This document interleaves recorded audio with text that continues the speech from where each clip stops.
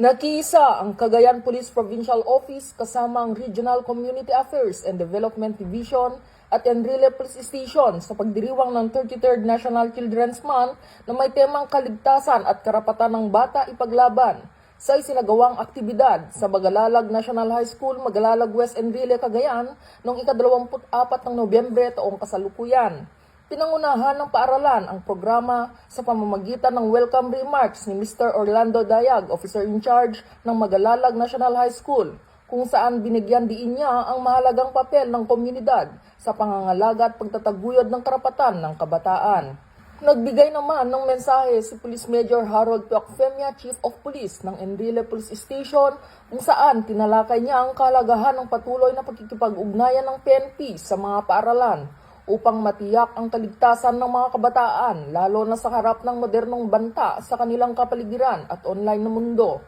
Bilang bahagi ng advokasya laban sa pang-aabuso at karahasan sa bata, nagbigay ng mga kabuluhang talakayan si Police Major Baby Rose Picahulaw, Chief of the Community Affairs Service, Focal Person for Gender Development ng Regional Community Affairs and Development Division, hinggil sa isyu ng bullying kung paano ito nakakaapekto sa kabataan at ang mga hakbang upang ito ay maiwasan sa loob ng paaralan. Nagbigay din ng lecture si Police Major J. Hazel C. Taborada, Provincial Legal Officer, ukol sa Republic Act No. 11930 o ang Anti-Online Sexual Abuse or Exploitation of Children and Anti-Child Sexual Abuse or Exploitation Materials Act. Binigyan linaw niya ang mga probinsya ng batas, ang mga parusa at kung paano ipagtanggol ang mga kabataan laban sa online exploitation.